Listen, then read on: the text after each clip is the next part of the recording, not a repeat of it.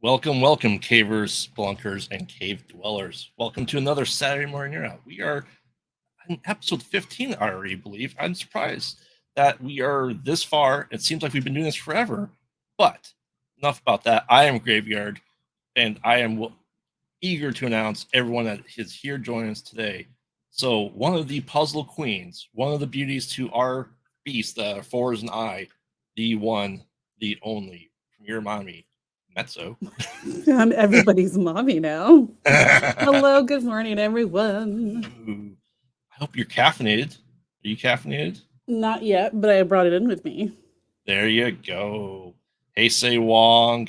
Hey, Christian Unpronounceable. Cam, what's up? How distance learning as well. Welcome everyone. But Chris. yes. Hi. How's it going? Let's bring in everyone else, shall we? The phraziest person I know who has, after distance learning show on Thursday, has a hit contract out on all of us involved.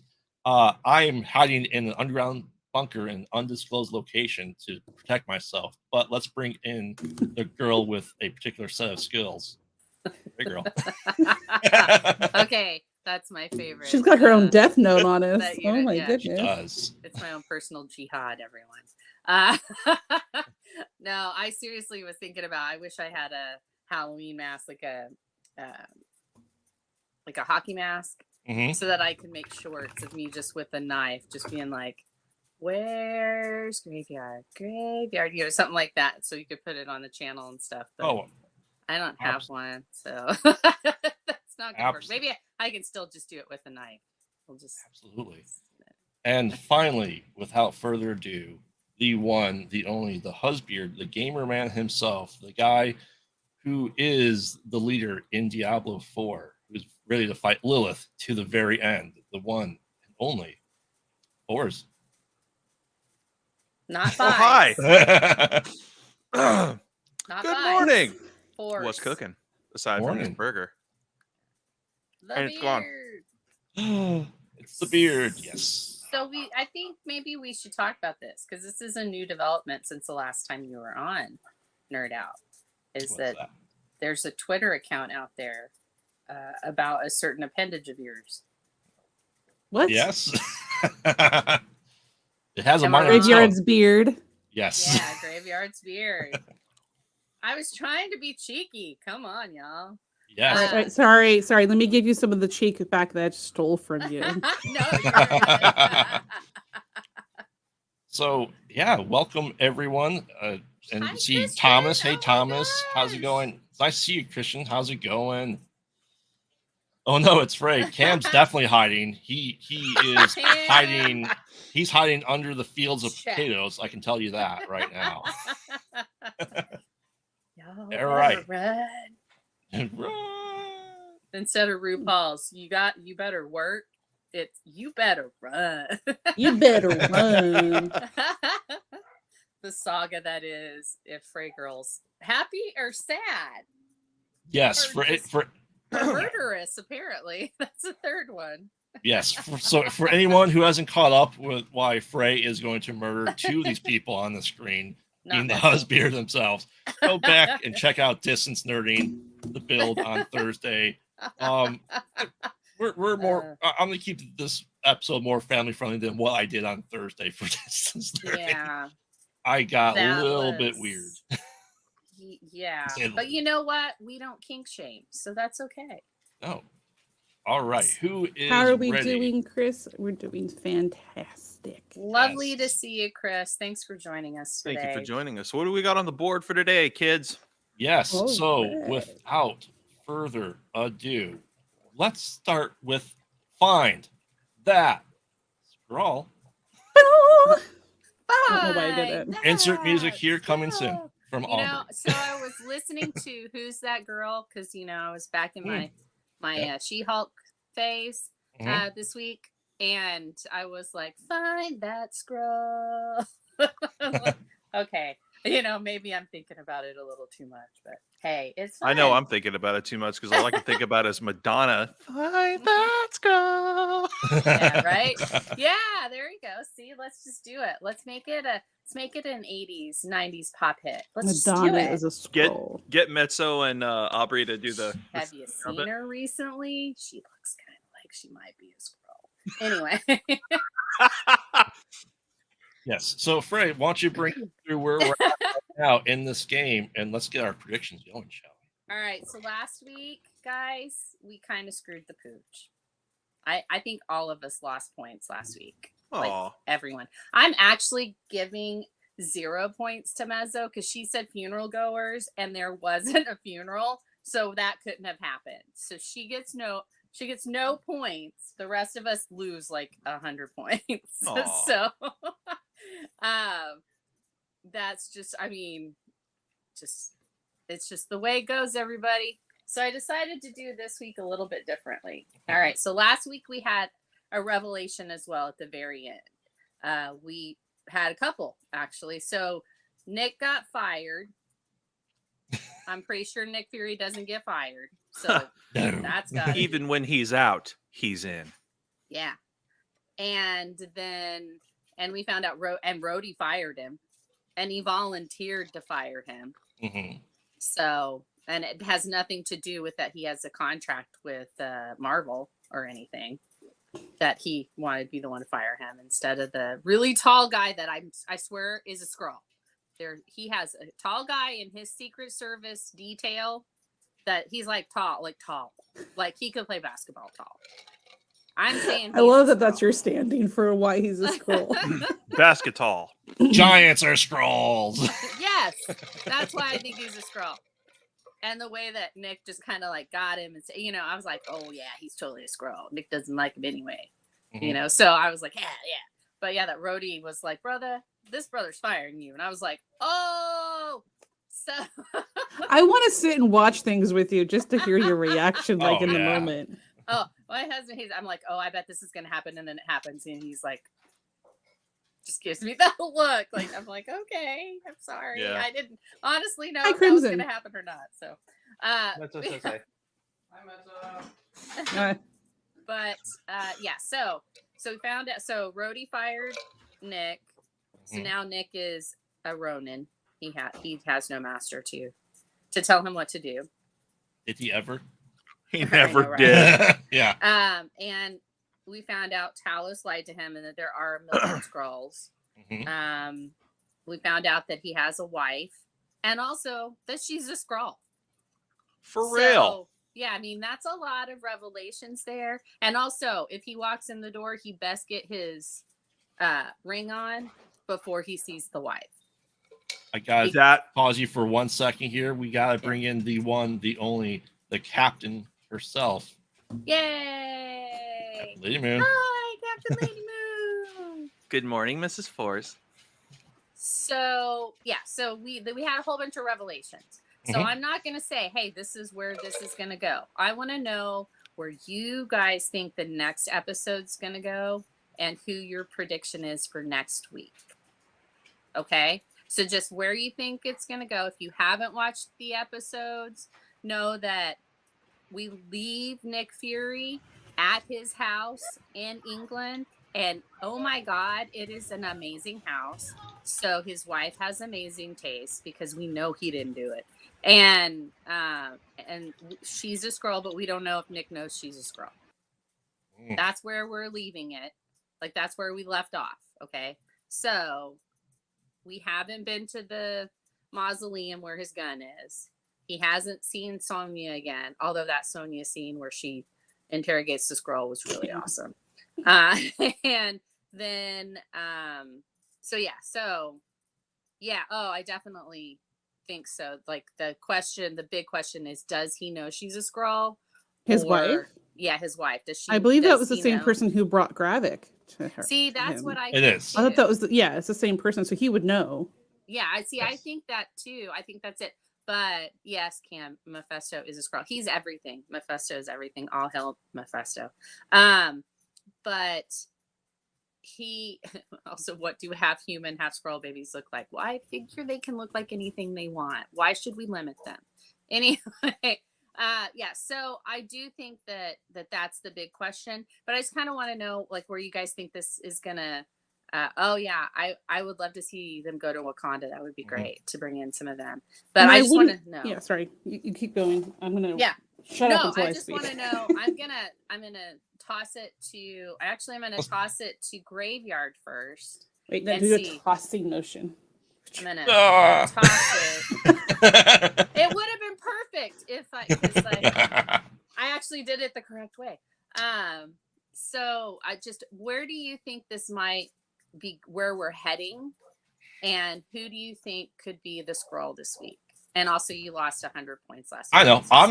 I'm sticking. I am sticking 100% with Dermot Mulroney when he eventually shows up that he is going to be a Skrull, because we saw the main council, and I still stand by my theory that he is the reason that Thunderbolt Ross eventually becomes the president, is because he's be detected to be a Skrull, and they're going to get the red-blooded American Thunderbolt Ross.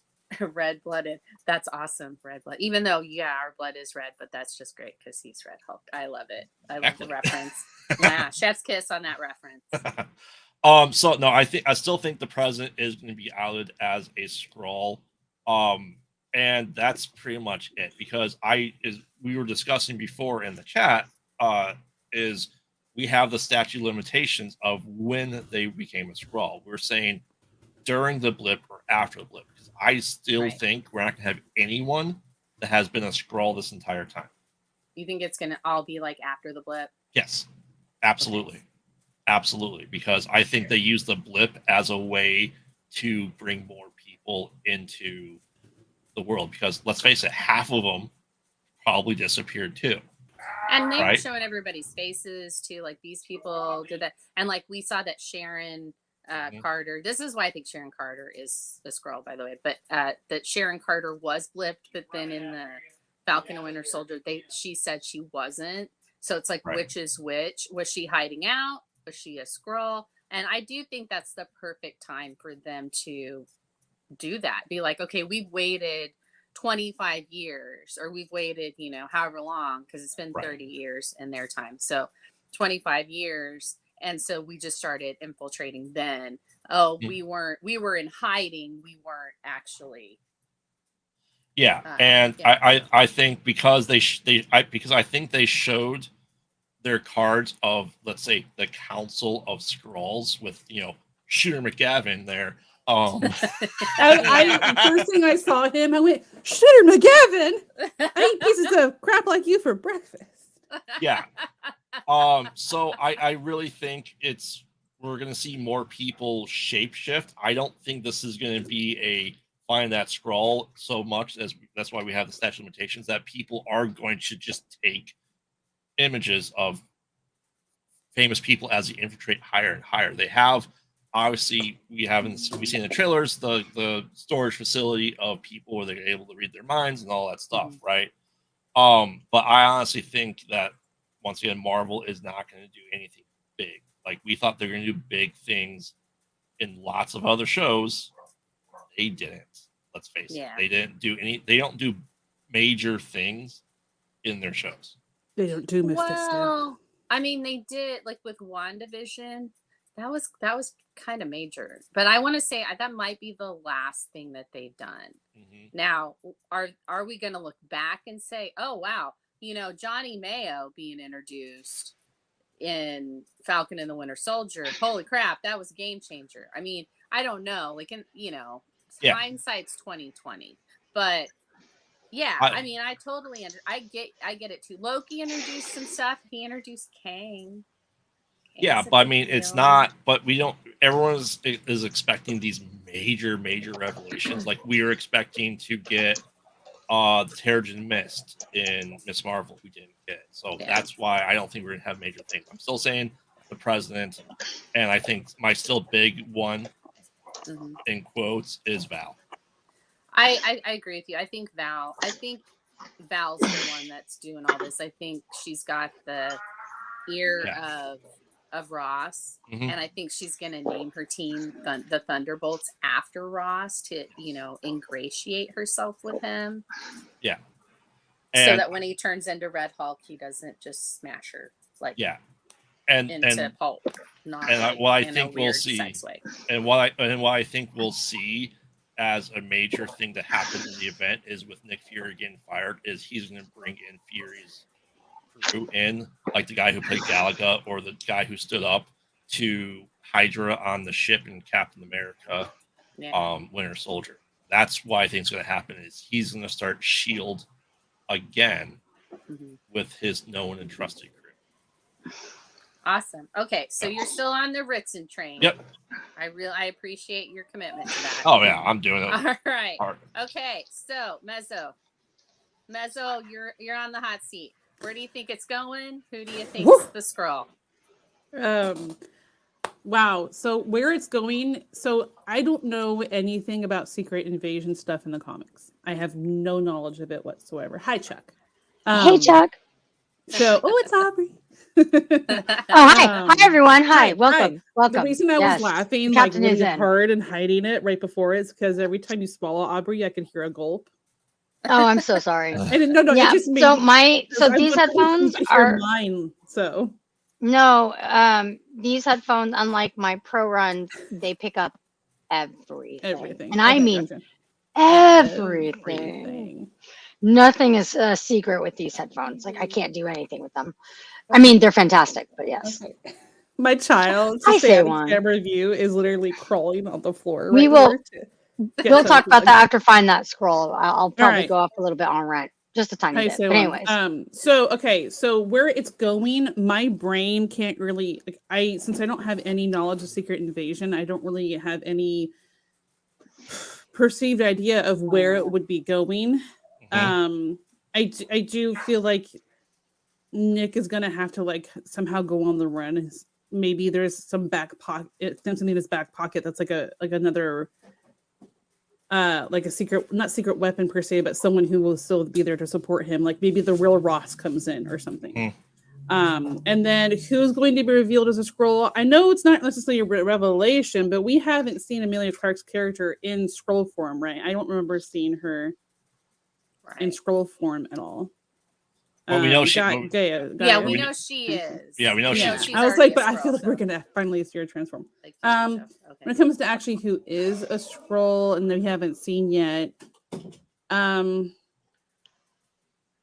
even though I couldn't think of anyone to start with, but I think Frey's got a really good point about that tall guy, or somebody on one of those protection details. Okay. And Rhodey will find out, oh no, that this is something I can't just turn my blind eye against Fury, and he goes on the run with Fury or something. I'm gonna say secret. You want to put Secret Service tall guy? Sure. Okay. SSTG.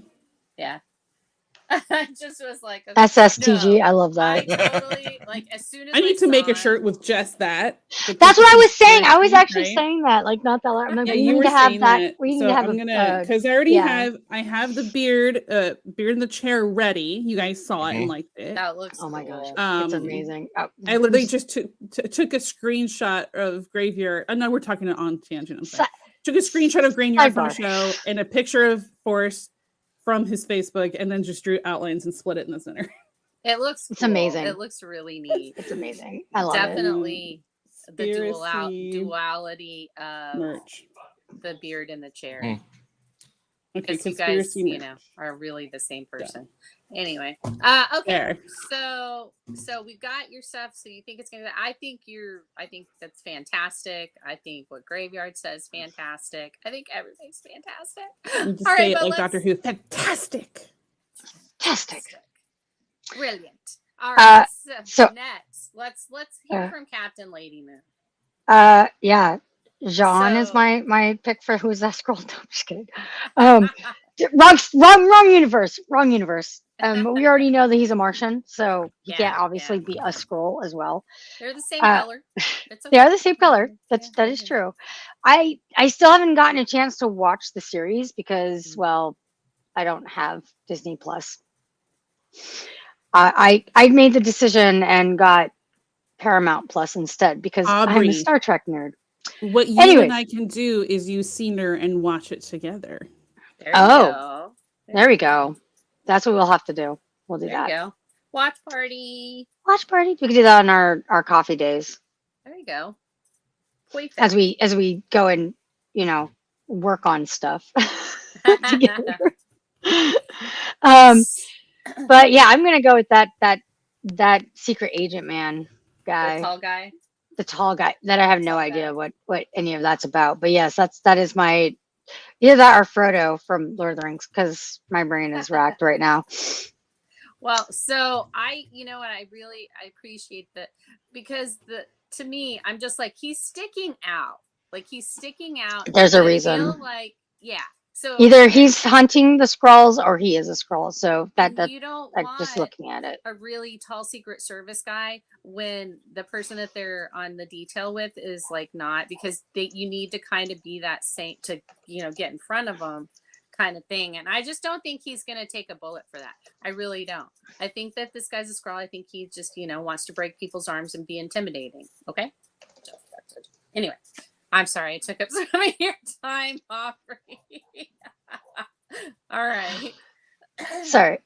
My main man, Robert Englund, MV. Yes. Sorry, I was just going off on a tangent. That was me. Yay. Okay.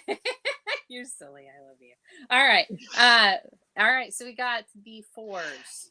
The fours. It is the fours' turn. Please unmute yourself, fours. There you go. So where do you think this is going? Who do you think is a Skrull, baby? Let's start with the Skrull. Yeah, I may have lost 100 points, but I'm not changing my answer, because let me remind you all of something. Since the very beginning, since Iron Man, all the way to this point, you've had so many people, villain and hero alike, underestimate Nick Fury. They talk down to Nick Fury. They think they're putting Nick Fury in his place. And what does Nick Fury do? He either proves them wrong, flips the script on him, and he always comes back stronger, always comes back and says, I told you so. Nick Fury has never been beat, because Nick Fury always has an ace in the hole, which is why this episode didn't make sense to me, because you had Rhodey come in and give him his Black History Month lesson, which I thought was a little much. And then basically have the audacity to tell him, oh, well, you're going to talk to me about jobs. You're going to talk to me about this. You're going to talk to me about skin color. And I'm putting you in your place. You don't put Nick Fury in his place.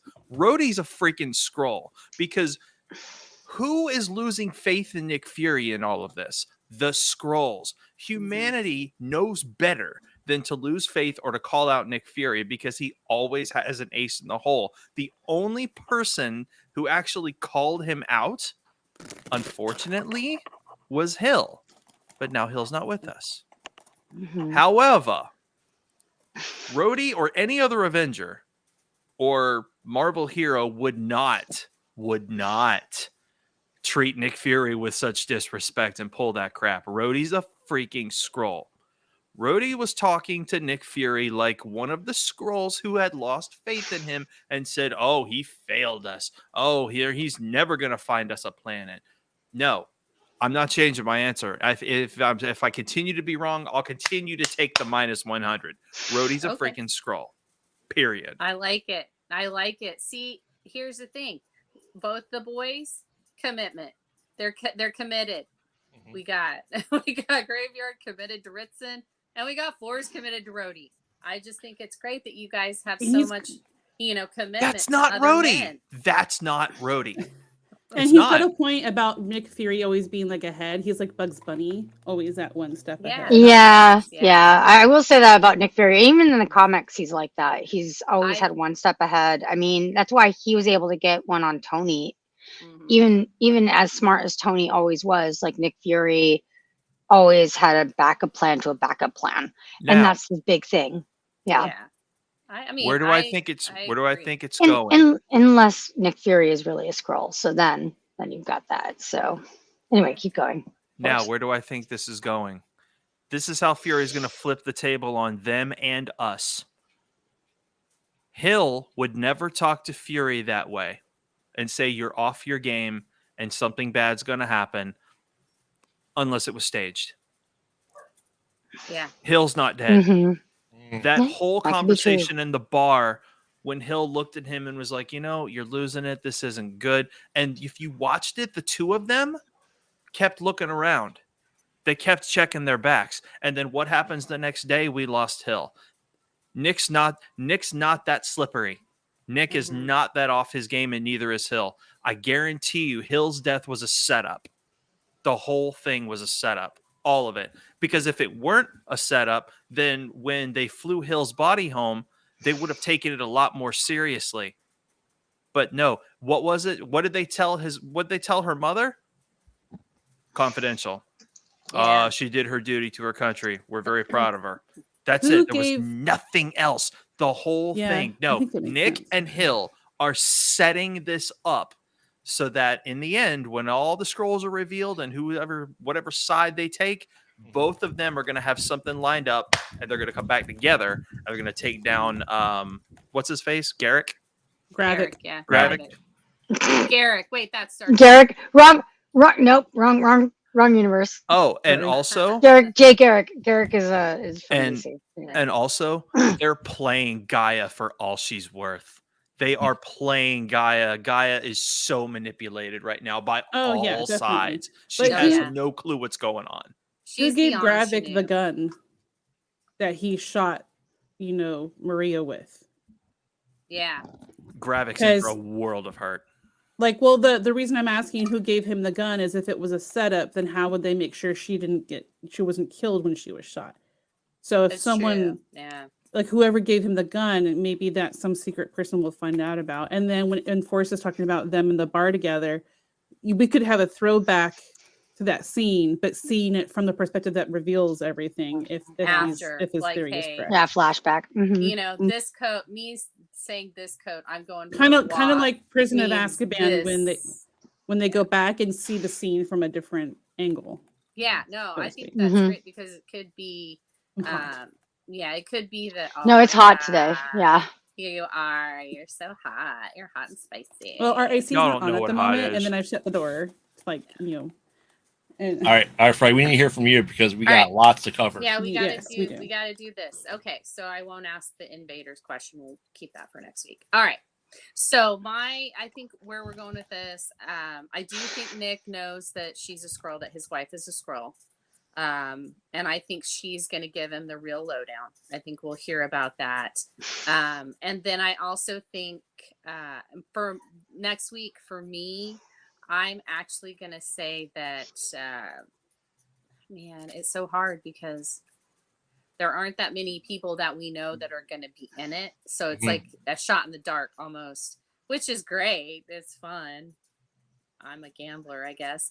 But I really want to say that I want to say Rhodey, but I don't think it's going to be Rhodey. I think it's going to be, I think we're going to see someone new. I think we're going to see someone we haven't seen. So either we're going to see like Monica in this, even if it's just like texts or whatever, which she wouldn't be, she's not a Skrull. But I think we're going to see somebody, I think we might see Sharon Carter in this one. Because he's going to be reaching out to people that he wouldn't reach out to normally, because now all of his government stuff is gone. So we're going to see him reach out to others. So it's going to be somebody like Sharon Carter. So I'm going to say Sharon Carter just because he's going to be reaching out. I think he's going to be reaching out to people. So you think he's also building the Fury's agents as well, kind of like the Shield, the new Shield? Maybe. I think we might get some Invaders references because he was a part of the Invaders back in the day. And so we might start seeing that. And they've already got Sonya Falsworth on there. And she's supposedly a descendant of Union Jack, who was in the Invaders as well. Right. So I think we might start, either we'll see like descendants of Invaders, they'll come up in some way, remember we invaded this part. I felt like we always invaded places or something, something like that at some point. I just think that that's going to happen. I kind of feel it. So, but yeah. All right. So we got ours so we still need Phil and James. I'll talk to Shadu. Hopefully they will have caught up on their Skrull stuff because they got 0 points this week. So, but yeah, and we'll get that done. But yeah, And let's do it. For chat and everyone else, make sure to join our Discord. Did we build out that Find That Skrull sub channel on that server yet? I will do that right now. Cave? Let's do that. Yeah. We want to hear what you guys have to say. So join. Yes. Make sure to check out our Discord server and put your predictions there as well.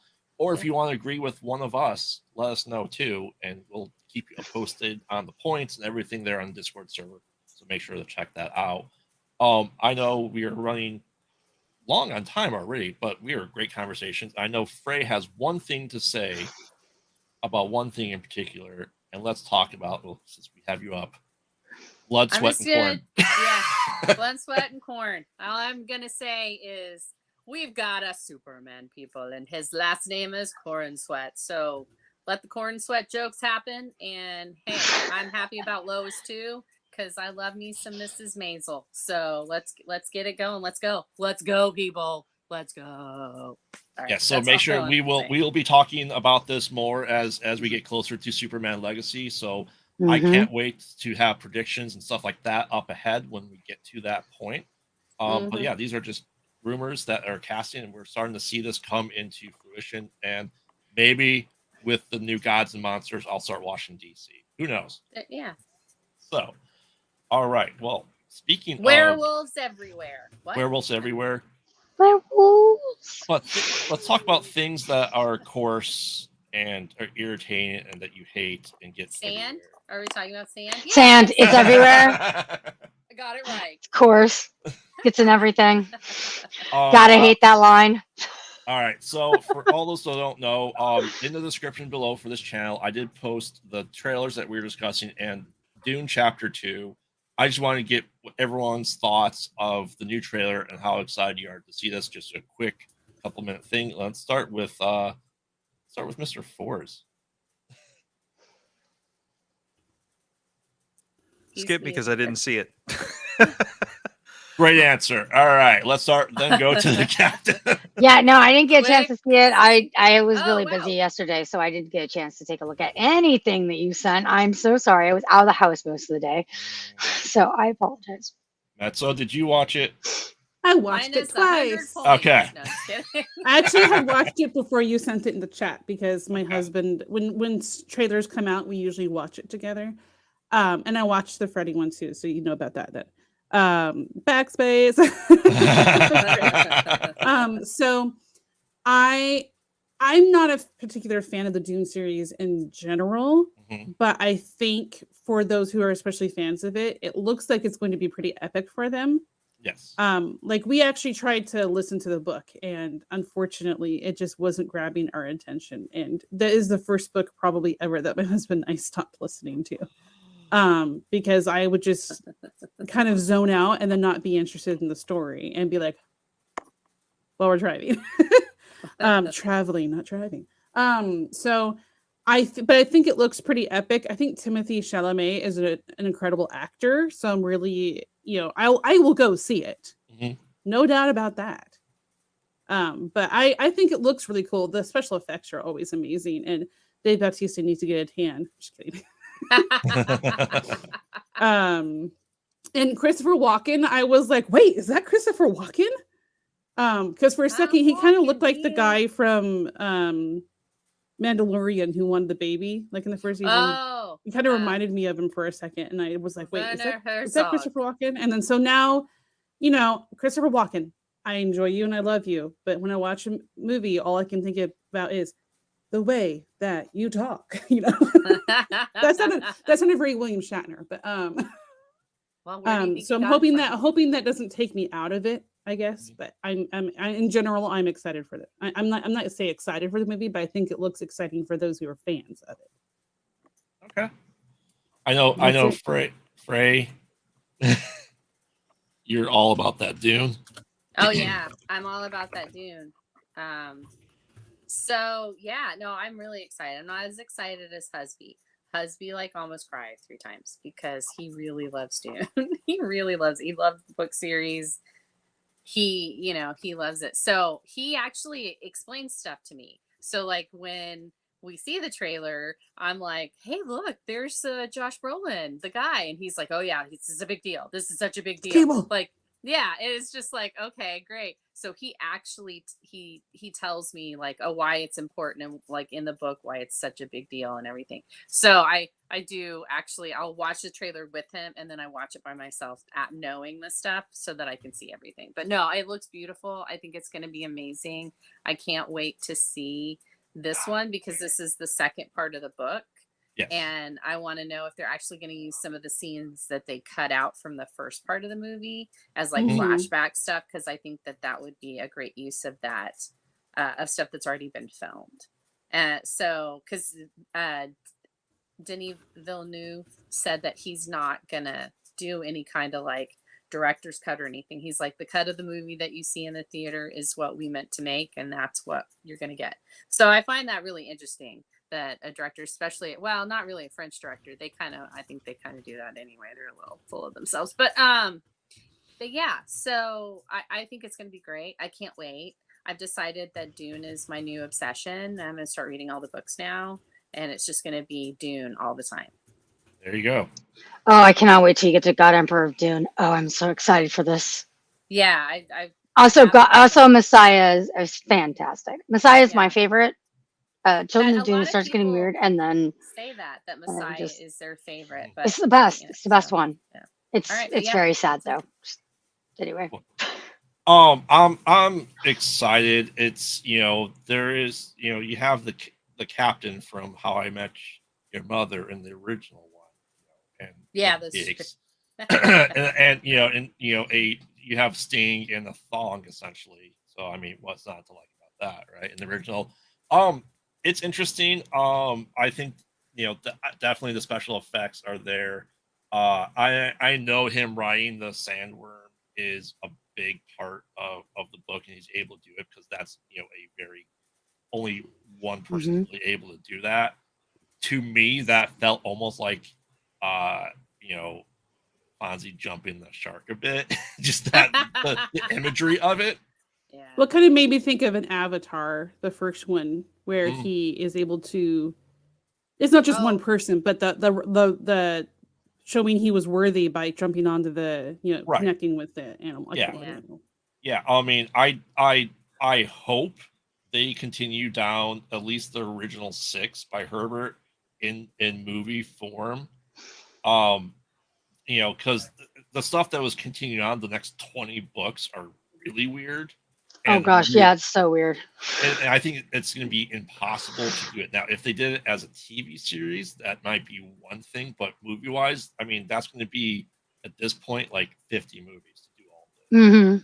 And I think I hope they don't go past God Emperor of Dune, please, because it gets so weird and so off the rails after that. Like, it's already off the rails with God Emperor, but please don't go past God Emperor. Yeah, so it's not good. The books decline so far. Like Card House, I couldn't finish. Yeah. So I mean, yeah, I'm excited. I'm gonna watch it. I think here at Kyber Cave, we should do a breakdown of it or what we think of it as well. We can even when it comes out on streaming, we'll do our reactions as well. But I want make sure start doing stuff like this for Nerd Out or for other things where we all can go see the movie within a short time frame of each other and then just kind of nerd out on particular movies. This is a long ass movie. There's a lot to discuss with it. I want him to do like a double feature too, like where you see the first part and then the second part, maybe like an intermission in between. I would love that because we saw it at home. We didn't get to see it at the theater because of the lockdown. And and I don't trust any of the people that I live near. So So I'm like, I don't trust you people, so I ain't going anywhere. So I want this is just going to be a short conversation piece. What I want to do next is speaking of things that being with D and rumors and predictions. Deadpool 3. I want to know predictions. We discussed this briefly. I think I asked before. With all the new casting rumors and Halle Berry's dyeing her hair white again, and all this stuff. Is this the killing of the Fox universe or the bringing in of the Fox universe with Deadpool 3 with all these casting rumors and stuff like that.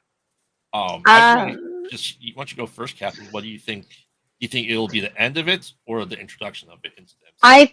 I honestly think it's going to be the introduction, just because these characters that were built from the X-Men, or the original X-Men from Fox, were so beloved in a way, which is really interesting because I don't think that those movies are terribly great.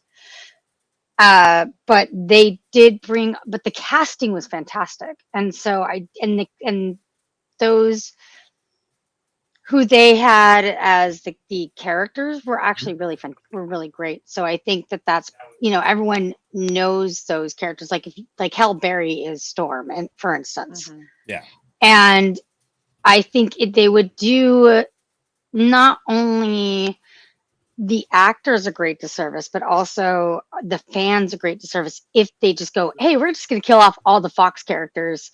We're going to make it so like Fox doesn't, so there's no, bringing the X-Men into it. It's like, yeah, now they have no ties to all the previous movies that were made. I think that would be a disservice to everyone, since everyone wants to see the X-Men, including the original X-Men, into the universe. I think that would be a good way of doing it, versus like, we're just going to kill all of the previous of the multiverse off, and that's it. Now there's no more, especially since you've got Hugh Jackman coming in as Wolverine. right. If you have Halle Berry coming back, of course, we already saw that Patrick Stewart is still willing to play Xavier. So that would be, in the MCU. So I think that would just be a big, huge, like, fuck you to all the fans. Sorry. Please beat me out for that. But it'd be a big finger to the fans. I don't think that they would want to do that. Not if they, Hollywood's already in trouble enough. Hollywood, don't do it. Don't kill off all the old characters. Yeah. Okay. So yeah, that's my 2 cents. That's so. Okay, so I actually, before you said it, Graveyard, I hadn't heard the rumors about Halle Berry dyeing her hair. Knowing that, in a sense, I want it to be this, but also I want it to be more. But like, how in Days of Future Past, how you saw Hugh Jackman for like a quick second with his F-bomb? Yes. And I'm hoping that's not like a quick second with that with Storm.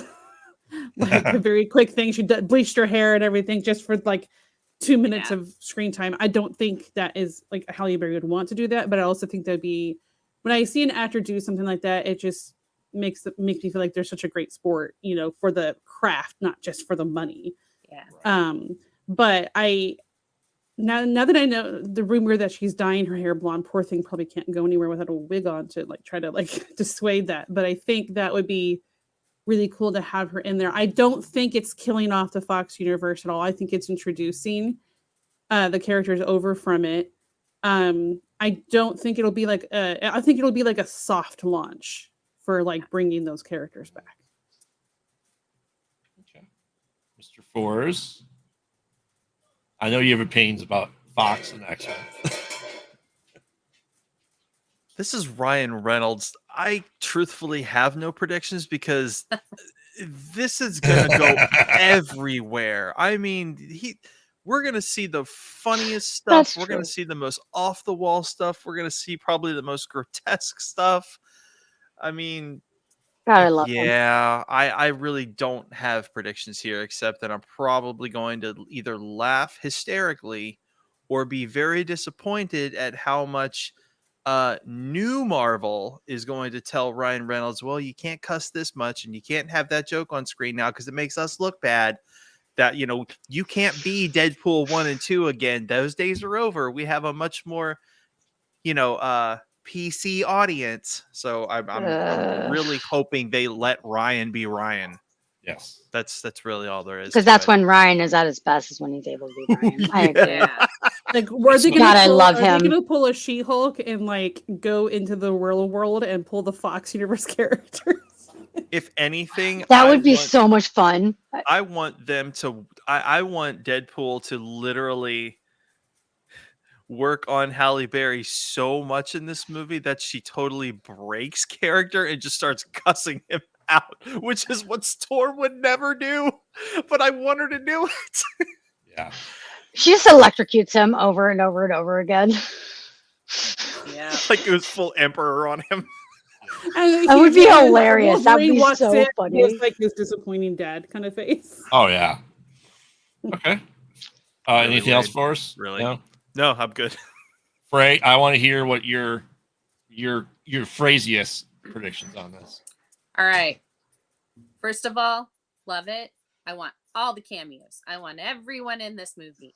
I want them to pack it full of every type of mutant that they can. Yes. So that they do soft launch it, because I do think that we're going to get introduced to all of the X-Men, and then in Secret Wars, the Fox X-Men are going to sacrifice themselves and their universe to save everybody else. And that would be awesome, actually. I think that would be a great death for all of them. We would have the reboot. I think it would be great to see the new cast, like the New Mutants cast and the Fox Mutants cast team up. And that's why the Fox Mutants cast go, okay, we got to save these guys. These guys deserve a chance, kind of thing. And I think that, and it would be such an X-Men sacrificial move. Like they would all do that. So I think it's in line with the Fox universe. It would be a good send off for them. So yeah, I'm hoping it's all right. I'm hoping that it is like a 5 to 10 second cameo. Well, probably more than that, like 5-minute cameo of Halle Berry with the hair. And she's in her room and she's like, Wade, I have told you so many times to not be in my room. You are not invisible. I see you every time. And then he walks out and he goes, oh, this must be my room. And in that room, there was a perpetual thunderstorm because she's so mad at him all the time. That's what I want to see. So there you go for the Halle Berry part of it. Everything else, you want to put Henry Cavill in it and do the cheeky Superman thing or Wonder Woman thing? I'm there for it. Do it. Do it all. Do it up. Let's do this Deadpool 3. Let's make it the best Deadpool ever. Yeah. Yes. Deadpool 2024. Yes. So I'm excited. here's a couple things I want to see happen. Number one, I want Deadpool's ringtone to be the X-Men theme song. Yes. Yeah. That would be incredible. That would be so much fun. Just his da-na-na-na-na. But it's not for any of the X-Men. It's for like some random person. Like that he has specialized ringtones and all of them are just crazy. Like the Darth Vader march is for like Professor X and like, so all of it's different. So he's like, I think that would be hilarious seeing like the that ringtone coming up and it's like, oh, you're gonna see one of the Fox characters. Are you gonna see one of these things? And then it's just him picking up the phone being like, hello. That would be so funny. And then it finally happens. Yes. And actually when the X-Men show up, that would be fantastic. I would be happy. I think that if Halle Berry's in this, he's a challenger to a game of basketball to reference Catwoman's infamous basketball scene. Oh, that would be great. That'd be hilarious. I want Ian McKellen to be in there as Magneto. And like, why are we following Gandalf the Grey? That would be so funny having like in movie references to the different characters they've played. Oh, that would be hilariously funny. And they would just look at him and I want to see, okay, sorry, I have to sidebar. I want to see so many references to X-Men Origins. I have to see those because I want to see Ryan Reynolds going off so hard on X-Men Origins and how awful. And like that whole thing with Logan, because it's obviously going to be Logan from those. Yeah, I'm guessing. So I just can't wait to see. It's like, Wade. Oh, hey, yeah, I have a mouth again. By the way, that never happened. Like that would be hilarious. I don't know why. It'd be so funny to me. Okay, sorry. And then finally, since we know Colossus is coming back, he's gonna go. I heard your sister fought a giant demon bear. What's that about? It had cocaine in its system. Yeah. So A cocaine bear. Oh my god. because Okay, I sorry. think he's going to reference New Mutants as well, just how awful that movie was as well. I did not see. Oh, that's the one with Anna Maisie Taylor-Joy. Williams, right? Anna Joy Yeah, Taylor. but Klaus's sister Magic Yeah. is in that, and Yeah. yeah. So I think that's going to be a So reference is as well. Arya. Yes. So yeah, that's what I want to see. We can make happen. a Game of Thrones reference. Yeah. That's hilarious. I see All all right. of it. There are no limits to Deadpool 3. No, and I think No. at some point in time, we keep these predictions, and we'll vote on phraziest or craziest as well. We'll have that segment back when we get closer to it. But without further ado, we have to move on to, is it the final one? Could it be the final one? Is number 16 final? I don't think it ever is the final one. Yeah, I've been waiting for I don't the think so. final fantasy to happen, and it Never hasn't. gonna happen. So I don't know. So let's Like Force Final tell us. Destination. But Tell Mr. us if Force- this is the actual final fantasy, or are we going to get more fantasies after Of that? course, we're gonna get more fantasies. My gosh, people, ladies and gentlemen, we have Final Fantasy 16, and this game is absolutely Wait. freaking ridiculous. If I were Was to that a phoenix? so yes, if this game is anything, it is Game of Thrones meets Attack on Titan. Wow. It is a completely action-based RPG, which typically I'm not a big fan of, and I was not looking forward to this game. And once again, a lot of games this year have made me eat a lot of crow. I've picked this up, and I cannot put this game down. First of all, the action is so much better than Final Fantasy VII Remake by leaps and bounds. The This dodge reminds me of mechanic- Dragon Age. Dragon yeah, Age there's a mechanics. little It does. Dragon Dragon Age Age in 2. there. It's got a splash of Final Fantasy 11 in there in its environments. It's fast paced. It makes you Nice. choose a lot of stuff. Some of the reviews have said that it's just a button masher, and these pretty much come from idiots who don't know how to put combos together. Yes, I'm saying that on the internet because people who want a challenge can make I'm this an game idiot. challenging. I'm an idiot. No, you're not. What? Stop that. I don't know. Combos, So- I just press buttons. So really quick, you play the role of Clive Rossfield, who is a former soldier slave who is out to avenge the murder of his brother, who took the role of the Phoenix. Unlike other Final Fantasy games where you summon monsters, in this game, the summon monsters actually take human. They actually possess humans. So Oh, Interesting. they're using us as batteries, and it's really, Mm. really, really cool. The Game of Thrones aspect is that they have embraced, coarse language, a lot of sexual situations. It doesn't have grotesque nudity or anything like that. But there are some pretty extreme sexual situations. There are a lot of F-bombs in it. There's a lot of letdown in the game in terms of like you think this person's not gonna die, no, they die. It's not. Oh, it's a lot of main character deaths. so yeah, like emotionally draining. it's like, oh, this person did a great thing and they're dead. So, Oh boy, that's fun. Okay. yeah, the storytelling is extremely good, but again, you got to kind of keep an open mind on this because and by the way, don't listen to your average reviewer out there who's going to be like, basically don't listen to comment section trolls on this game because it's Okay. just Game of Thrones with button mashing, or I can beat this game with one hand. Like there was literally a reviewer who was eating a sandwich with his left hand and then just mashing a button with his right and showing how good he was. That's not how the game is played. That doesn't present any challenge, and it's just somebody who's trying to be stupid to get you to not buy the game. It's a very, very, very good game. Very deep story. It's the best Final Fantasy music track since probably 13, and 13 had an outstanding score. I will agree I have with a that. question. Yes. Okay, so being as someone who has never played any Final Fantasy, I know, shocking, but can you start with this game? Would you be able to Yes. start with this game and everything's fine? Yes, because it Okay. doesn't connect to any other story.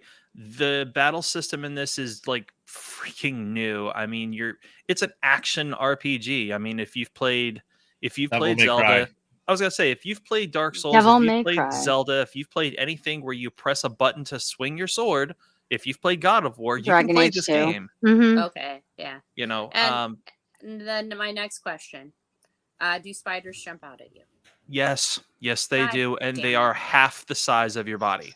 Okay, well they're half the size. All right, okay. Yes, thank you for at least telling me that they weren't gigantic spiders that will. Okay, never mind. I'm not going on that tangent. It looks great. I love it. One of the major departures that they have from other Final Fantasy series is that they did depart from magic points. Instead, what they have here are skill meters. So once you use an ability, you're on a short timer, be it 10 seconds or 60 seconds, until you can use the ability again. So you do need to use your other actions and your dodge mechanic and everything else in order to stay alive, so that you can use your stuff again. And you can always utilizing the different, and they're called icons in this game instead of summon monsters. You can switch between your different icons abilities to create new combos, as you see right here. You've got some wind slash, you've got some normal slash, you've got some fire punch, you've got some ignition lunge. I mean, and they're swapping between icons to do this, and it's actually just as simple as an L2 button press. So it's fast paced, it's really good, the story's great, and you can set your own difficulty as to how easy or hard you want to make it for yourself. There is a new game plus mode where what you can do is if once you beat the game, you can start over with your current gear, and then the bosses are then replaced with harder bosses. And by defeating them, you get crafting materials to build the ultimate weapon, which is the strongest sword in the game, and then tackle the final boss again with that. Oh, So that's awesome. That's replayable. awesome. Replayability, upgrade. I like that. Yes. I like that. So Yeah, that's cool. I am about 2/3 of the way through, and I would give this an 8 out of 10. I miss my turn base, but this game is not built for turn base. It just isn't. It's not, and I'm very, very pleased with it. Solid 8 out of 10, and it does everything Game of Thrones should have done. Nice. So that being said, let us know in on Discord or comments below or in chat. Yes. We are going to be playing this game and uploading it not as a live thing, but as a upload. Yeah, we're going to be. Oh, I was just going to ask Force that. if you want to play that together as an upload. Yeah. Yeah, we're going to be But uploading. you guys are already doing that.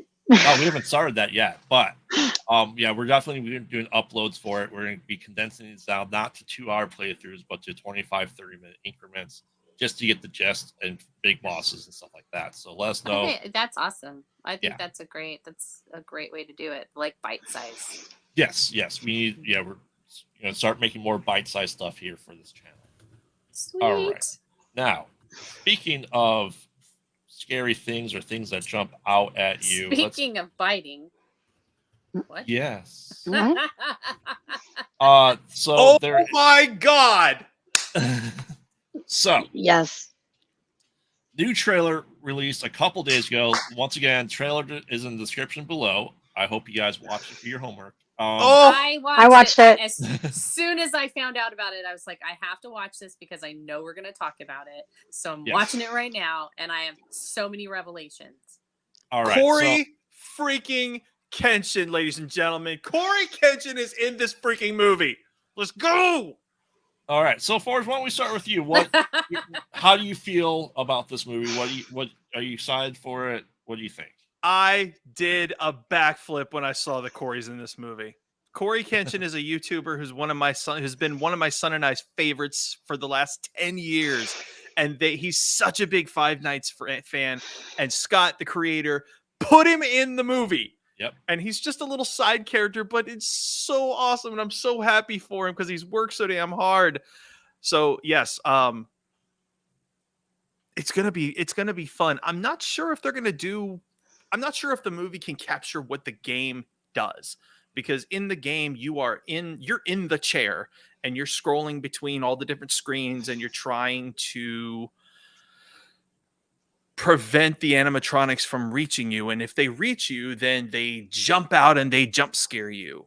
And I'm not sure with how the movie is set up if they can do that, because they would have to give first person to the main character.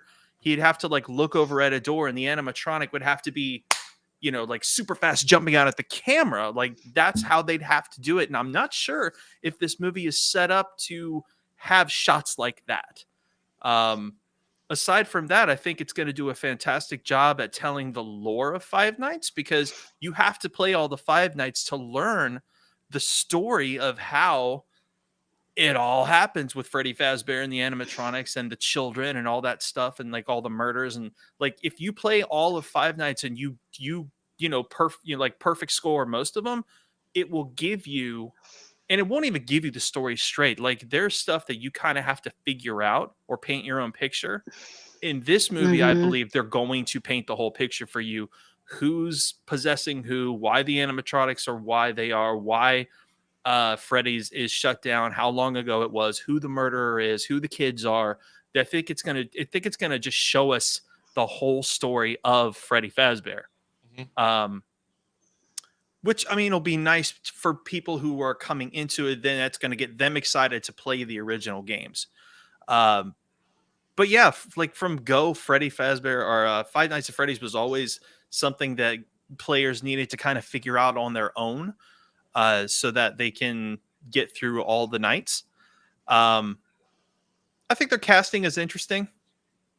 They got the boy from Hunger Games. Hunger Games. Not just Hunger Games. We got PETA, but Josh he's been in. Hutcherson is his name.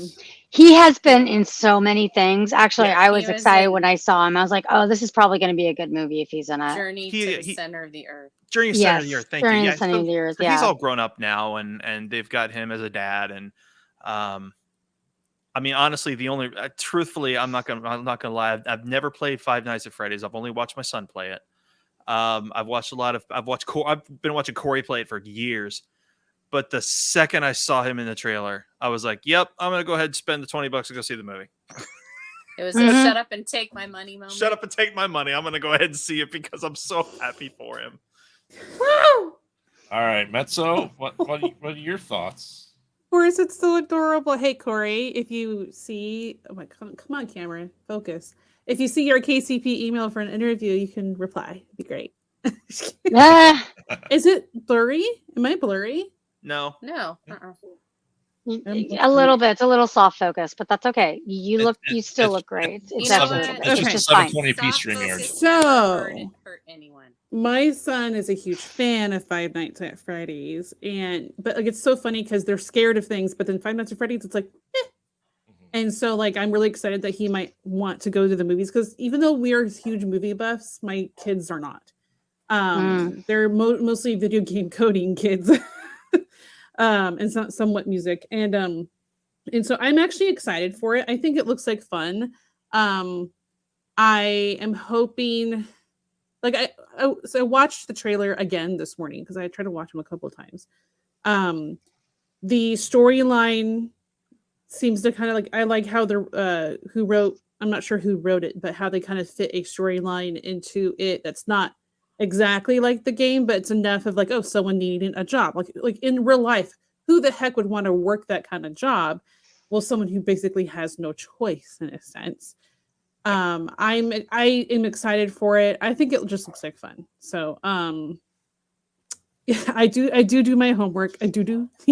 And I may do my homework, but I'm also obnoxious and immature. Stop it. When I want to be. Anyway, so I think it looks like fun. I'm excited for it. I never played the game myself. I've only watched other YouTubers play it, or my son, because I do have like the games here on my computer. It's not, even though I like scary games, it just, by the time it had come out and I known about it and I thought maybe I should play it, I'd already seen it played several times, and I'm just like, it's okay, I've already seen it. I'm kind of curious in how, like, the game has the mechanic of surviving every night, how they're going to work that out in the movie. Because in the game, it's like, in real life, you would never go back to that place after the first night. I mean, you would. So is it I mean, gonna? You wouldn't. I would. Yeah, I was gonna say I would totally go back. Well, I'd be like freaky yeah, animatronics, I'd have and to then figure it out. Yeah, the point is I'd to be like, survive okay. and then leave. Like, why would you go back? But I'm kind of wondering if it's going to be like one night of terror or something that takes place even outside. But I don't know. It's kind of confusing. And in my head, trying to think about how they're going to do it. So I'm excited to learn how they're going to try to like, with all video games being made a movie, you have to change things. It's not like in the first Resident Evil movie. It's not like they had the mechanics. They had callbacks to the games, but there wasn't like the same mechanics or storyline. Like Alice wasn't in any of the games. So Yeah, they just kept going continually more and more. They love into the Mila video Jovovich. game. You don't talk about Alice. Oh, Wow. That I ouch. thought we don't talk about no, Bruno, but no, okay. No. All right, That's Captain. it. I'm done. What do you think All about right, I'm a the huge trailer fan in of this this. movie? So I'm a huge fan of Five Nights at Freddy's. My nephews are huge fans. I've been really into this game since MatPat reviewed it, and MatPat is the FNAF king. Sorry, Markiplier, you are not the FNAF king. At least you're not the FNAF theory king. MatPat is. So MatPat, if you're watching this, yay! Love you. I honestly, I hope he gets a cameo. Scott, if you did not ask Matt to be in this movie, I will be so mad.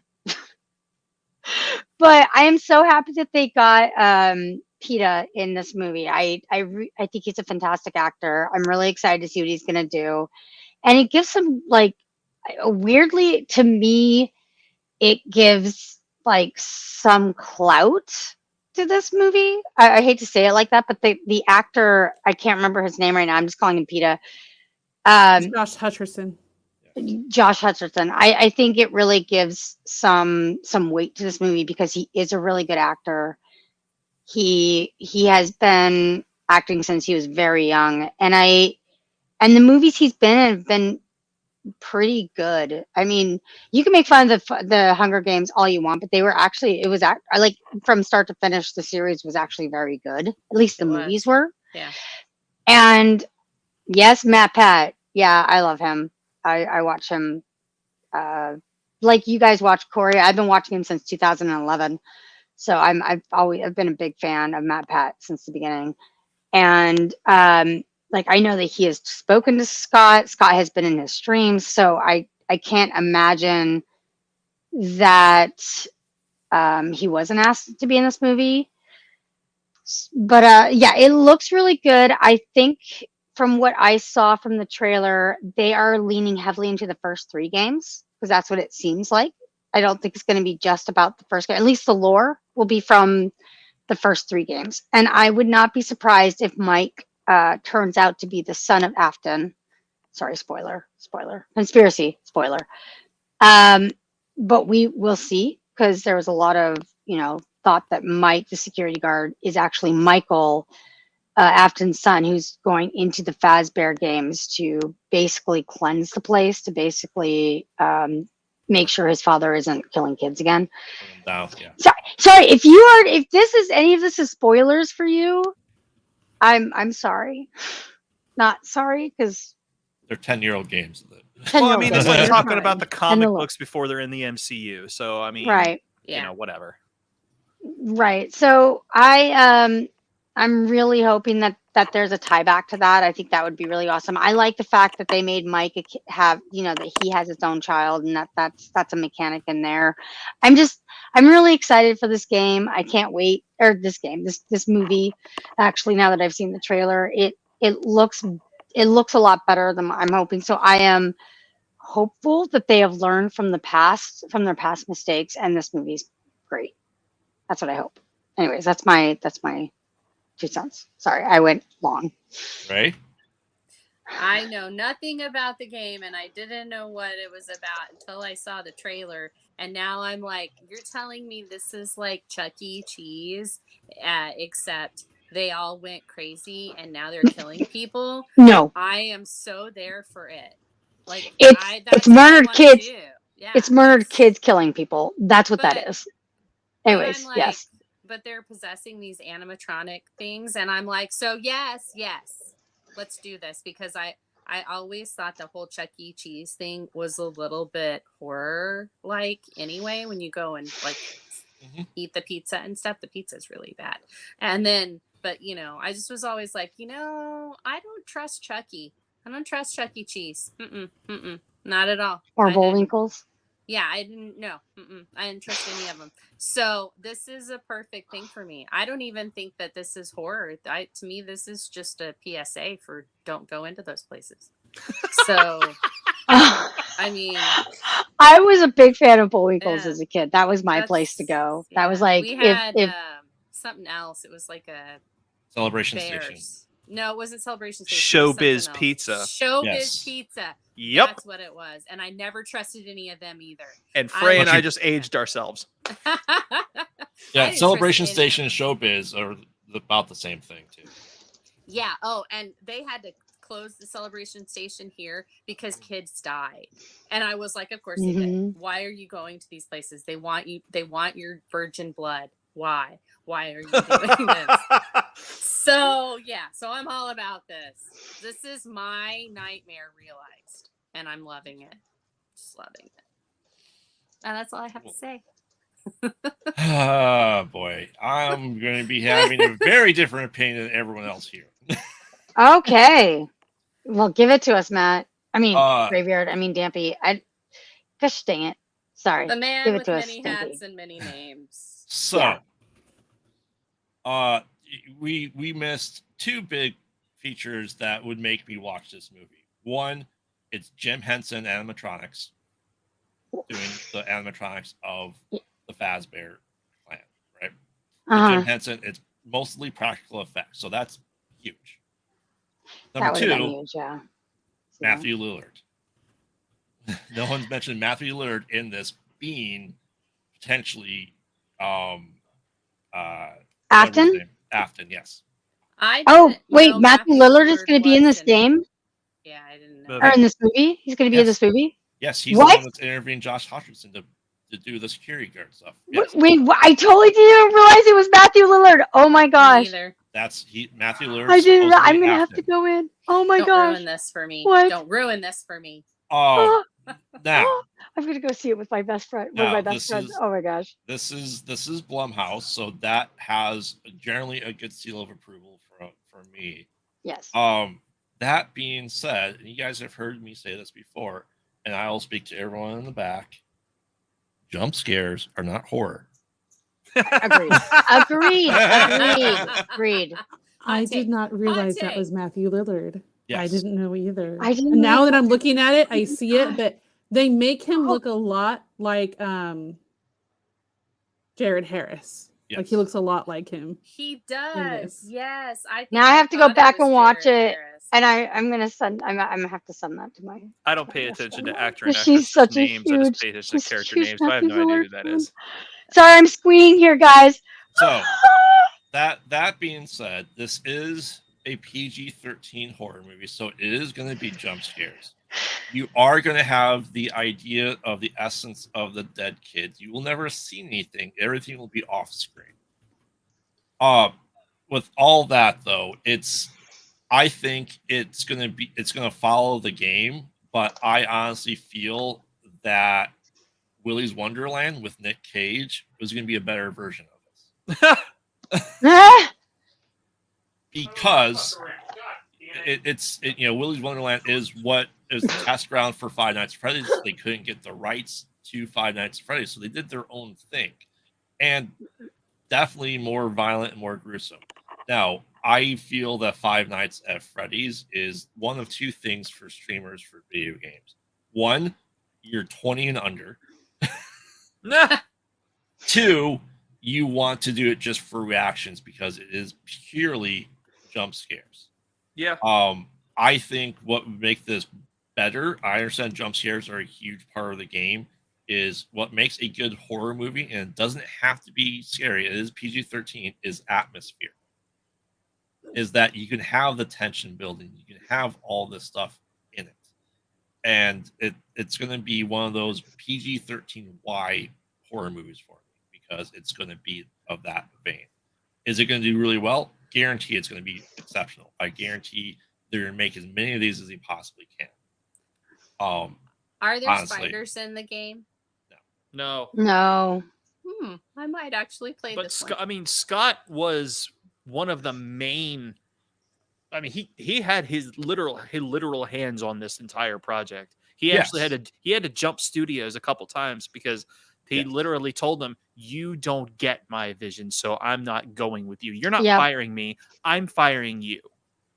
Yeah, that's what I've heard. That's why they've stopped production on this movie. I've heard about this movie being in the works.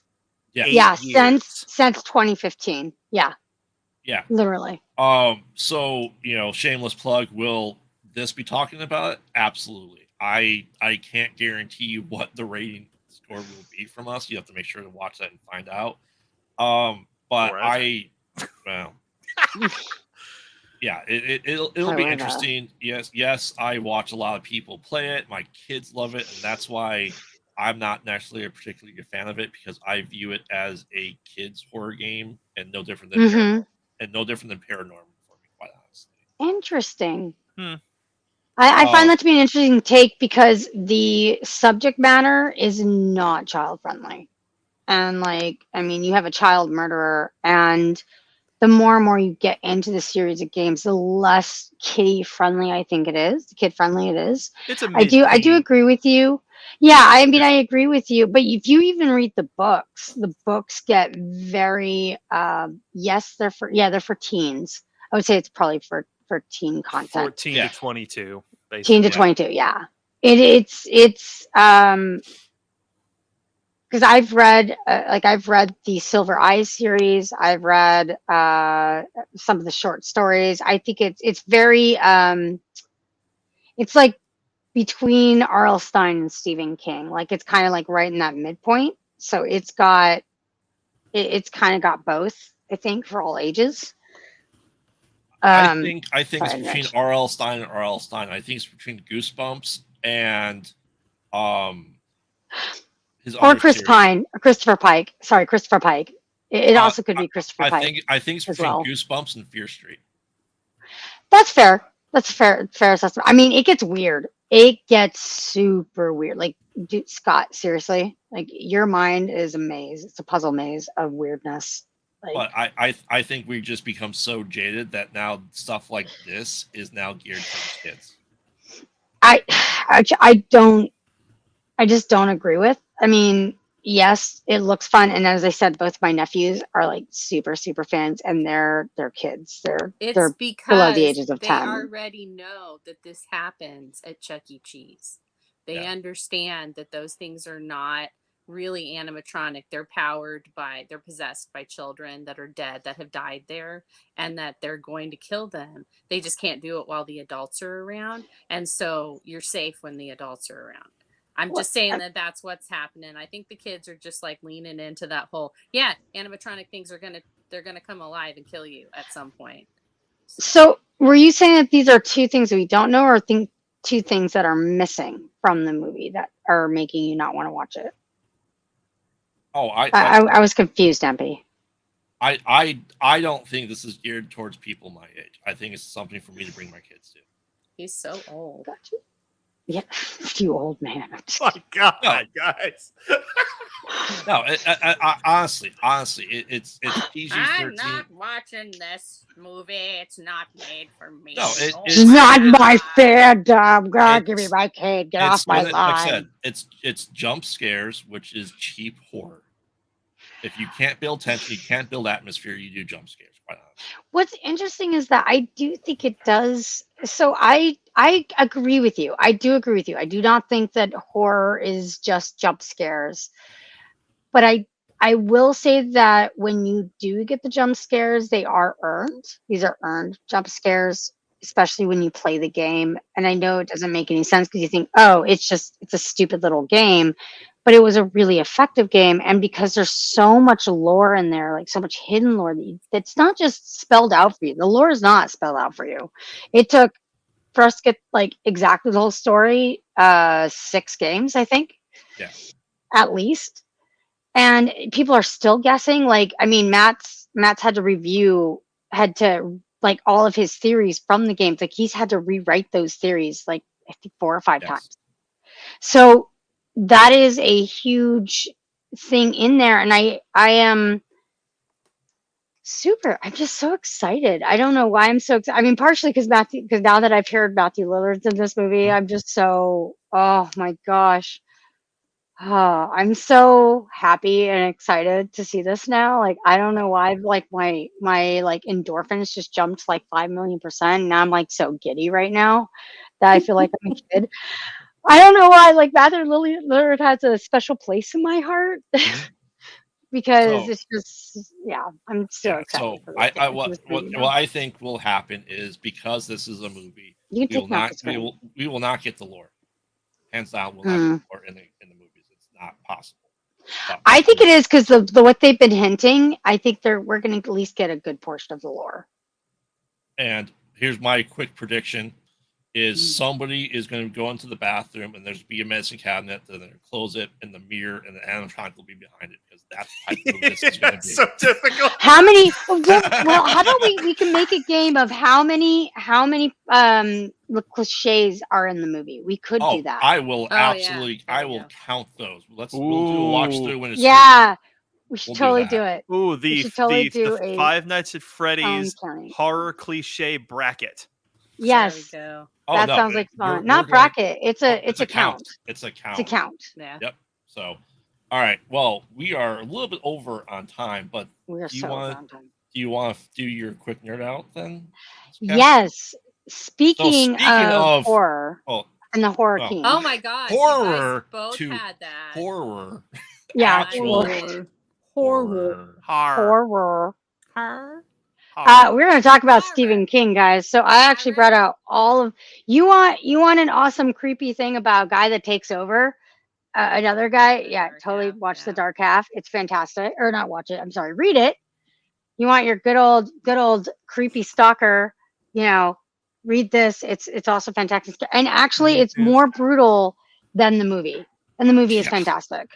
Or, you want Kathy Bates at her finest. Yeah, go and watch Misery. Or not Misery, Dolores Claiborne. And I think she's also in Misery, actually. Yeah, I think she's actually in both of these.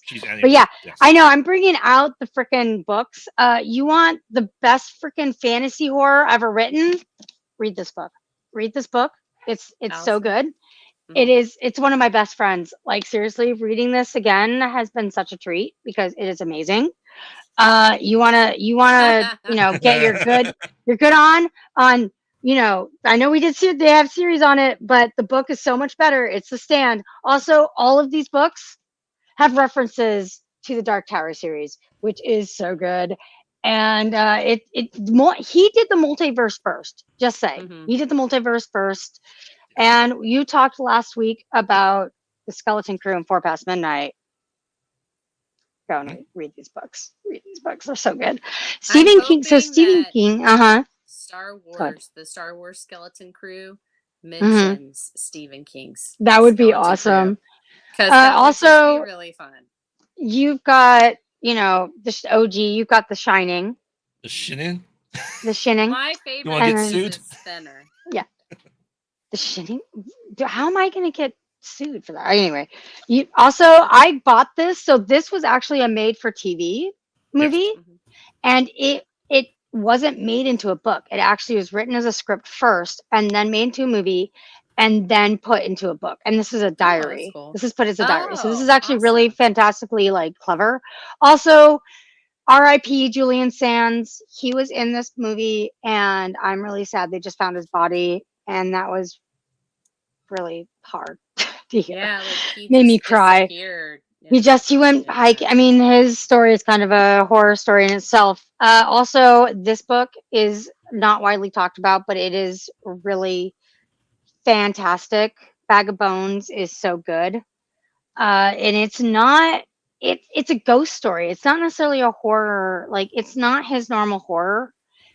It's a ghost story. I don't have the Dark series with me, or the Dark Tower series as of yet, but I will. This is part of my big collection. I still have several books that are missing, but I want to talk about Stephen King a little bit. So he started writing at a very young age, even back in school. He was born in 1947 in Maine. I'm trying to think where, in Portland, Maine, actually. And he started writing for, why am I even looking at my notes here? Because I already know all this. But he started writing as a teenager. And 19 is when he first wrote The Gunslinger, which is his first, that was the first book of the Dark Tower series. So if you read the Dark Tower series, it's actually very different from the rest of the series. The Gunslinger is, because the books are written at least 30 years apart from 1 and 2. It's, oh, what? Oh, you read 11, 22, 63. Yeah. All of his books are really great. I read, The Shining was probably the first one I read when I was in middle school, and my mom found it and freaked out. But since then she's like, okay, whatever. She stole my book and read it, and I was like, this book is so good. I'm like, I know, Mom, I know. And then I read Tommyknockers, which is a slog. That one is, I will say, is a slog to get through, but I do love the movie. It's campy. It's a TV made for TV movie. It's really quite campy in a lot of places, but it's also really good. Yeah,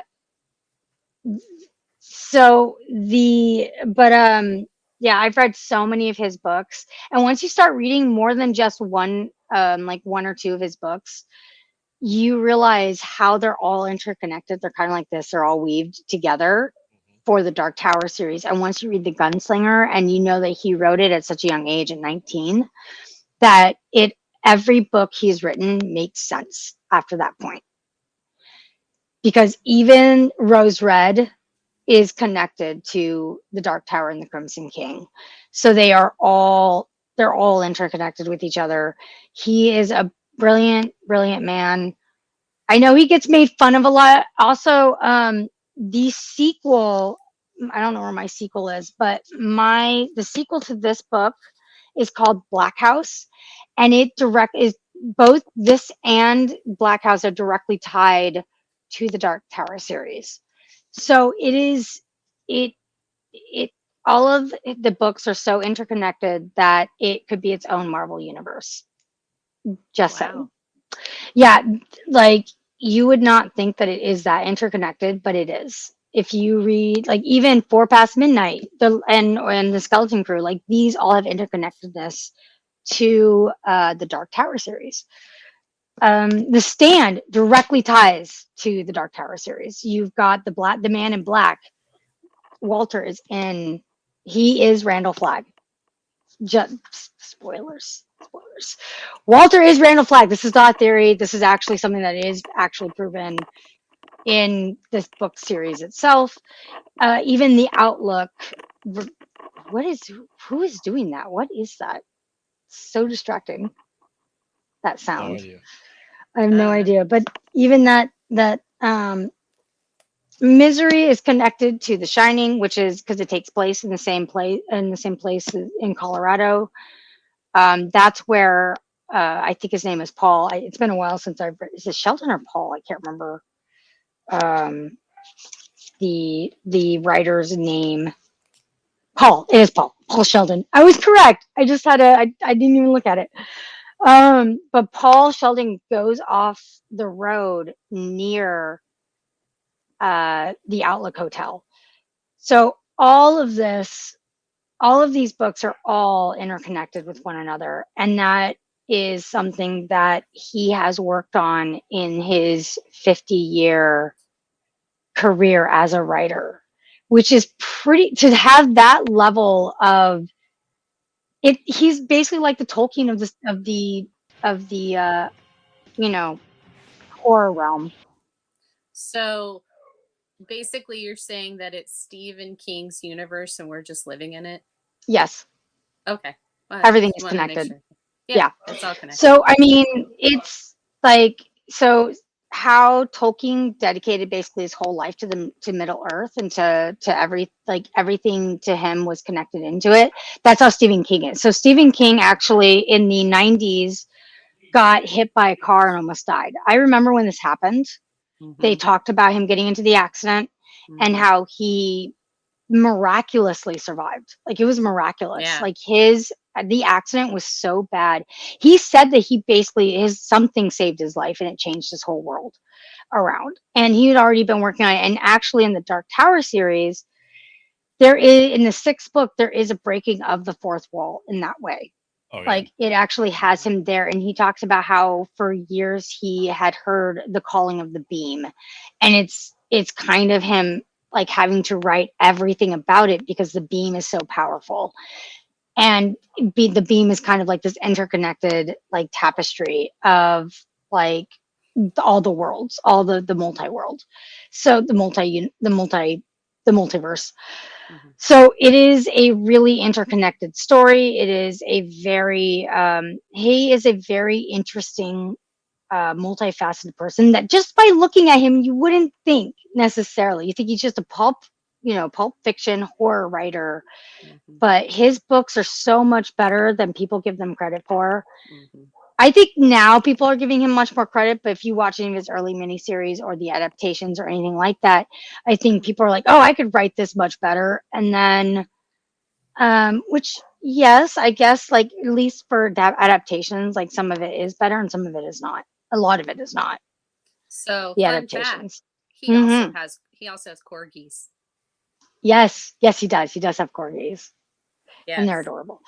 Yeah, he's so funny. He's actually a lot more humorous than I think people give him credit for too. He's pretty funny. But you know why there's so many bad adaptations, right? He's not good at writing I think some of them are because because he's a long form. Sutter Kane. I You know Sutter Kane? I have not read a lot of his newer stuff, to be honest. Like past the Dark Tower. Like I just haven't had the time to read a lot of his newer stuff. I think the newest thing I read was Black House, which yes, in the Mouth of Madness is actually really fantastic. Well, Sutter Kane is the Stephen King of Mouth of Madness. That's what okay. it is. No, but Stephen King, he had the Dollar Baby program where you're able to get the rights to his stories for just $1. So aspiring writers and directors, stuff like that, were able to do it. Now they produce the best of stuff, not in the slightest. But that's why we had so many bad adaptations. That would make sense, actually. That part I didn't know. Firestarter, I thought that was pretty good for the time. With Drew Barrymore as the little girl, and that one I thought was really good. I haven't seen Carrie was fantastic, though. I will say Carrie was a really great adaptation. The original, not the remake. I haven't seen the remake yet, so I can't say. But I mean, The Shining was really good. I hated it as a kid. I have a much better appreciation for it now, but I was not a big fan of it. And then when I read the books, and then watched the movie again after, I still didn't like it. So unpopular opinion, I liked the miniseries better than I liked the movie. And that's because the series, though it is not scary, followed the books better. And I think that Jack Nicholson, the actor that plays the dad in the miniseries does a better job of portraying Jack than Jack Nicholson did. Wasn't that the guy from Wings? Yes. Yes, the guy from Wings. I thought he did a much better job at playing, just because the way that the miniseries followed the storyline of when the dad sacrifices himself for not Tony. Sorry. His name is now, I'm now, for some reason, I'm blanking on the kid's name. I did read not Insomnia, but I did read Dr. Sleep, which was fantastic. Oh, Danny? Yes, Danny. Sorry, I kept going to Tony. Tony is his middle name, or Anthony is his middle name, but Tony, and is also who comes to him to give him his visions. But Danny, when he goes and sacrifices himself for Danny, I really loved that. Wizard and Glass is really good too, and Cat's Eye is fantastic. Steven Weber is the actor's name. Thank you, Yes. Steven Weber. I thought he did a really fantastic job of showing the arc of the into madness, and then not really into madness, but the possession Mm-hmm.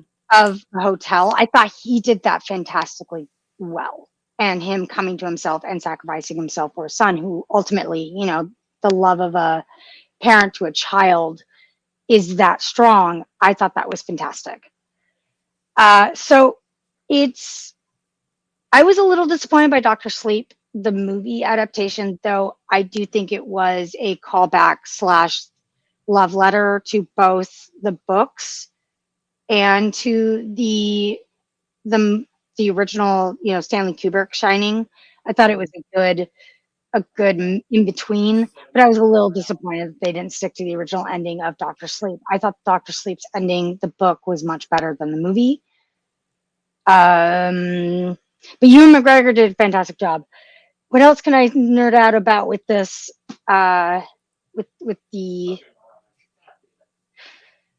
With Stephen King, is there anything you'd like to add?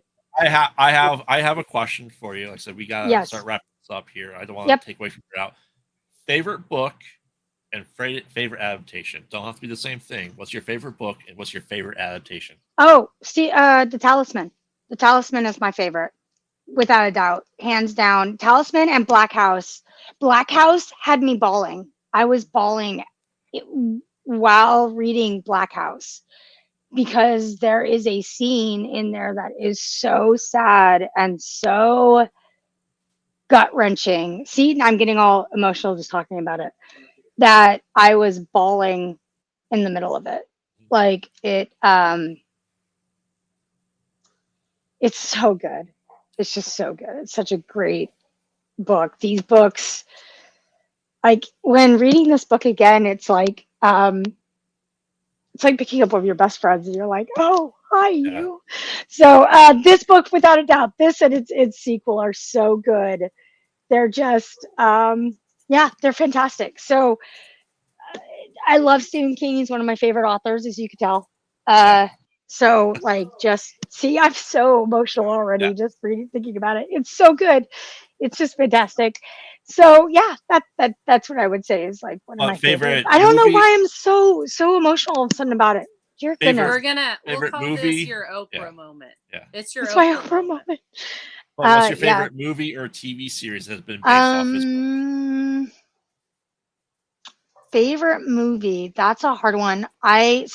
Favorite TV series or mini series? It is probably really good. I don't have it with me for some reason, but it was the longest book, one of the longest books to read, because there's so much there and it's a lot to digest. It's so it is probably my favorite mini series, the 1989 one, even though it's kind of a mess. There's a lot there for me. Favorite movie? That one is tough. It's tough. If you listen to my horror corner, you know which one wasn't my favorite last week. The Langoliers? No, I'm kidding. I'm trying to remember which one wasn't your favorite. Remind me, Dampy. I'm sorry. The Boogeyman? Yeah, that was awesome. Oh, yes. That one was not your favorite. As a movie, I have yet to watch all the series, though. Like, I know I need to get into the one that I did not get to talk about, which was the one with the father. I'm trying to think what it. Insidious? No, that's no. That's not Stephen King. Yeah, I was like, as soon as I said it, I was the one with the father, with the priest. The priest, Father Brannigan. Is it Brannigan? Salem's Lot. That one I've not gotten to watch yet, but I've heard it's really good. Cujo is a fantastic movie. Cujo is really good. Yes, the book. Oh yeah, Mads. The book is really good. Cujo is a really great read. Actually, that one is such an underrated movie and book. It's so good. I haven't seen The Dark Half yet either. We have to do like a whole Stephen King watch, because there are so many that I haven't gotten. But I would say probably Cujo is. Cujo is just it's such a good movie. Yes, we'll Yeah. chat. Let us know. Comment below. Chat. If you Let want us know which one's your to do a favorite. Stephen King book club, and then our reaction to the adaptation in TV show or movie form. I did all that, and I'm trying to get Mezzo to watch more horror movies as it is. Yeah, I know that you do a lot You of. They see, he mostly didn't come say out. me. They mostly pot out at night. Mostly, I know that you do a lot of Stephen King Yes. on there. His pod is so worth a listen to. It's so good. I really loved his take on Prince of Darkness. I love a lot of your guys' takes on these horror Thank you. movies. They're so good. So please go and listen to his pod. It's fantastic. It's a 2 thumbs up from the captain, or a salute from the captain. So just, yeah, I mean, there's nothing more I can really say. I actually follow him on Facebook. I follow him. I love his takes. His takes on political takes are so funny to watch, Oh yeah. or to read, and to just listen to and to watch. He's just really, he's more humorous than I think a lot of people give him credit for. So that's kind of my take on him. He's a very eccentric person that I would just love to have a conversation with him, especially since reading his Dark Tower series. We're talking about Stephen King, right? Yes, not me. Because I was Yes. going to say, Well, you not me. can talk to. No, not Dampy. I'm talking about Stephen King. Dampy's takes, Dampy and Salem's takes on Stephen King are great, Awesome. but his I actually read The Hobbit but never did my book report. That's really funny. You did a book report on Cujo but never read it. My sister did a book report on something. Was weird. I agree with you, Christian. Sorry, that was just like because the Julian Sands. It's like, yeah. Oh, Julian, yeah, Julian Sands. Julian, I'm just so sad that he has passed. Yeah. I mean, why did you have to go hiking? All the horror when they greats. were them? All Yeah, all of them. Oh, it's not one of my favorite Julian Sands movie is Rose Red and Arachnophobia. I love Arachnophobia so much. That is like one of my favorite horror movies. I'm rooting for the spider to win every time, and I'm so I sad won't when he watch dies. it. Oh, the remake. Spider's my OG. Quick 10 remake is coming out, but we gotta start doing pluggables. So why don't we start with? I'm sorry. Go ahead. And anyway, that's my nerd out for Stephen King. Thank you. I hope you enjoyed it. So let's do our pluggables. Why don't we start with you, Captain? You're already there. Hi, I am the captain, Captain Lady Moon, reporting for duty. If you want to listen to my music, you can go and find it on Spotify. It's under it's under my name, Aubrey McCoy, not Captain Lady Moon. Yeah, and you just have to look it up, Aubrey McCoy, Unexpected Journey, and you should find not only that, but a few of my other stuff. I also have a 2-song collection under the band BYL, and those songs are fantastic as well. And I've done a few video game music scores, and also I'll be doing a lot more scores here. And I am working on a project right now where I'll be writing a bunch of music for that. And yeah, I'll be doing a lot more things in the future. So please keep an eye out for that. I think Mezzo just like linked your Spotify. And I'm here.